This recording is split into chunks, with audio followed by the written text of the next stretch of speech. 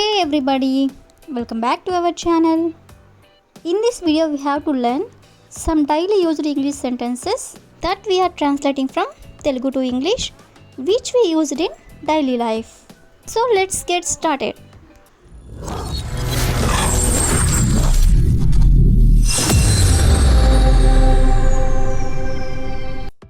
Before going to the topic, if you like this video, please like and share to your friends and family members, and also don't forget to subscribe my channel.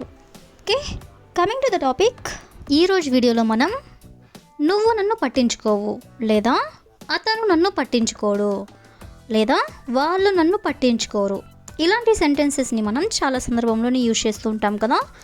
So ఇలాంటి సెంటెన్సెస్ని ఇంగ్లీష్లో ఎలా చెప్పాలో కొన్ని example sentences అనేవి చూద్దాం. So first one is, ఆమె అతని గురించి పట్టించుకోదు. ఆమె అతని గురించి పట్టించుకోదు. సో దీని ఇంగ్లీష్లో she doesn't care about him. She doesn't care about him అంటే ఆమె అతని గురించి పట్టించుకోదు అని. అదేవిధంగా నెక్స్ట్ వన్ ఈస్, వాళ్ళు ఎవరి గురించి పట్టించుకోరు. వాళ్ళు ఎవరి గురించి పట్టించుకోరు. సో దీని ఇంగ్లీష్లో they doesn't care about anyone. Anyone అంటే ఎవరైనా సరే, ఎనీవన్ ఎవరి గురించి వాళ్ళు పట్టించుకోరు అంటే దే డజంట్ కేర్. అదేవిధంగా నెక్స్ట్ వన్ ఈస్, నువ్వు నీ ఫ్యామిలీ గురించి పట్టించుకోవు. నువ్వు నీ ఫ్యామిలీ గురించి పట్టించుకోవు. సో దీని ఇంగ్లీష్లో you don't care about your family. You don't care about your family అంటే నువ్వు నీ ఫ్యామిలీ గురించి పట్టించుకోవు అని. అదేవిధంగా నెక్స్ట్ వన్ ఈస్, అతను ఆరోగ్యం గురించి పట్టించుకోడు. అతను ఆరోగ్యం గురించి పట్టించుకోడు. సో దీని ఇంగ్లీష్లో he doesn't care about his health. He doesn't care about his health అంటే అతని ఆరోగ్యం గురించి అతను పట్టించుకోడు అని. అదేవిధంగా నెక్స్ట్ వన్ ఈస్, మేము ఆమె గురించి పట్టించుకోము. మేము ఆమె గురించి పట్టించుకోము. సో దీని ఇంగ్లీష్లో we don't care about her. We don't care about her అంటే ఆమె గురించి మేము పట్టించుకోము అని. అదేవిధంగా నెక్స్ట్ వన్ ఈస్, నేను నా కార్ గురించి పట్టించుకోను. నేను నా కార్ గురించి పట్టించుకోను. సో దీని ఇంగ్లీష్లో I don't care about my car. I don't care about my car అంటే నేను నా కార్ గురించి పట్టించుకోను అని. సో ఈ విధంగా మనం కొన్ని ఎగ్జాంపుల్స్ అనేవి చూసాం కదా. నెక్స్ట్ వచ్చేసరికి, ఇంకెంత పని మిగులుంది లేదా ఇంకెన్ని డబ్బులు మిగిలిన్నాయి లేదా ఇంకెంతమంది ఉన్నారు, ఇలా ఇంకెంత అనే వర్డ్ని యూజ్ చేస్తూ మనం చాలా సందర్భంలోనే యూజ్ చేస్తూ ఉంటాం కదా. సో ఇలాంటి సెంటెన్సెస్ని ఇంగ్లీష్లో ఎలా చెప్పాలో కొన్ని ఎగ్జాంపుల్ సెంటెన్సెస్ అనేవి చూద్దాం. సో ఫస్ట్ వన్ ఈస్, ఇంకెన్ని బట్టలు కొంటావు అంటే ఇవి కాకుండా ఇంకెన్ని బట్టలు కొంటావు అని. సో దీని ఇంగ్లీష్లో how many more clothes will you by.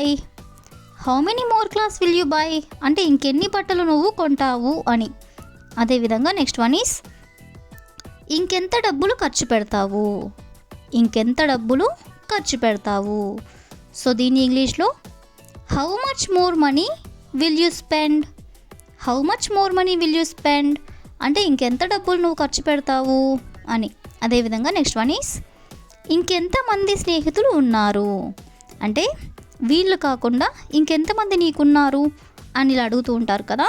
So దీన్ని ఇంగ్లీష్లో how many more friends do you have. How many more friends do you have అంటే ఇంకెంతమంది నీకు స్నేహితులు ఉన్నారు అని.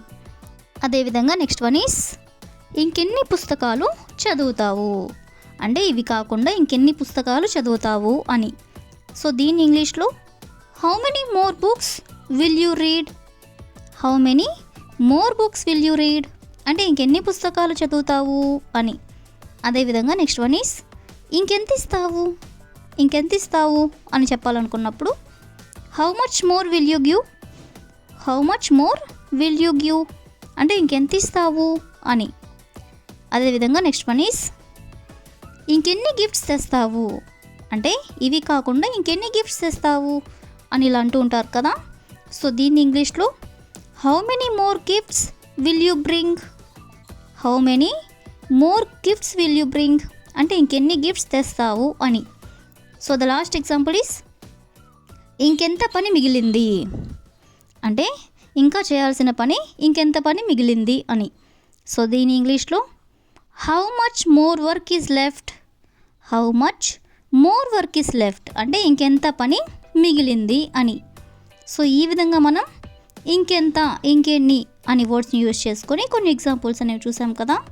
నెక్స్ట్ వచ్చేసరికి వాళ్ళు మిమ్మల్ని కలవడానికి తీవ్రంగా ప్రయత్నిస్తున్నారు లేదా నేను అక్కడికి రావడానికి తీవ్రంగా ప్రయత్నిస్తున్నాను. ఇలా మనం తీవ్రంగా ప్రయత్నిస్తున్నాం అనే వర్డ్ని మనం చాలా సందర్భంలో యూజ్ చేస్తూ ఉంటాం కదా. సో ఈ వర్డ్ని యూజ్ చేసుకొని కొన్ని ఎగ్జాంపుల్ సెంటెన్సెస్ అనేవి చూద్దాం. సో ఫస్ట్ వన్ ఈస్ వాళ్ళు మిమ్మల్ని చంపడానికి తీవ్రంగా ప్రయత్నిస్తున్నారు. వాళ్ళు మిమ్మల్ని చంపడానికి తీవ్రంగా ప్రయత్నిస్తున్నారు. సో దీన్ని ఇంగ్లీష్లో they are intensely trying to kill you, they are intensely trying to kill you అంటే వాళ్ళు నిన్ను తీవ్రంగా చంపడానికి ప్రయత్నిస్తున్నారు అని. అదేవిధంగా నెక్స్ట్ వన్ ఈస్ వాళ్ళు నిన్ను కలవడానికి తీవ్రంగా ప్రయత్నిస్తున్నారు, వాళ్ళు నిన్ను కలవడానికి తీవ్రంగా ప్రయత్నిస్తున్నారు. సో దీన్ని ఇంగ్లీష్లో they are intensely trying to meet you, they are intensely అంటే వాళ్ళు తీవ్రంగా ప్రయత్నిస్తున్నారు ఎందుకంటే టు మీట్ యూ అంటే నిన్ను కలవడానికి. అదేవిధంగా నెక్స్ట్ వన్ ఈస్ ఆమె మిమ్మల్ని ఒప్పించడానికి తీవ్రంగా ప్రయత్నిస్తుంది, ఆమె మిమ్మల్ని ఒప్పించడానికి తీవ్రంగా ప్రయత్నిస్తుంది. సో దీని ఇంగ్లీష్లో she is intensely trying to convince you, she is intensely trying to convince you. Convince అంటే ఒప్పించడం, ఇంటెన్స్లీ ట్రయింగ్ అంటే తీవ్రంగా ప్రయత్నిస్తుంది. ఎందుకు అంటే కన్విన్స్ చేయడానికి. అదేవిధంగా నెక్స్ట్ వన్ ఈస్ నేను ఆమెని చదివించడానికి తీవ్రంగా ప్రయత్నిస్తున్నాను, నేను ఆమెని చదివించడానికి తీవ్రంగా ప్రయత్నిస్తున్నాను. సో దీన్ని ఇంగ్లీష్లో I am intensely trying to make her study, I am intensely trying to make her study అంటే నేను ఆమెని చదివించడానికి తీవ్రంగా ప్రయత్నిస్తున్నాను అని. అదేవిధంగా నెక్స్ట్ వన్ ఈస్ వాళ్ళు ఒక కొత్త ఇంటిని కొనడానికి తీవ్రంగా ప్రయత్నిస్తున్నారు, వాళ్ళు ఒక కొత్త ఇంటిని కొనడానికి తీవ్రంగా ప్రయత్నిస్తున్నారు. సో దీన్ని ఇంగ్లీష్లో they are intensely trying to buy a new house, they are intensely trying to buy a new house అంటే వాళ్ళు ఒక కొత్త ఇంటిని కొనడానికి తీవ్రంగా ప్రయత్నిస్తున్నారు అని. సో ఈ విధంగా మనం కొన్ని ఎగ్జాంపుల్స్ అనేవి చూసాం కదా. So that's all for today. I will ask you a question for you. మేము ఆ సినిమా చూడడానికి తీవ్రంగా ప్రయత్నిస్తున్నాము, మేము ఆ సినిమా చూడడానికి తీవ్రంగా ప్రయత్నిస్తున్నాము. So if you know this one in English, please you can comment in the comment section. Thank you for watching.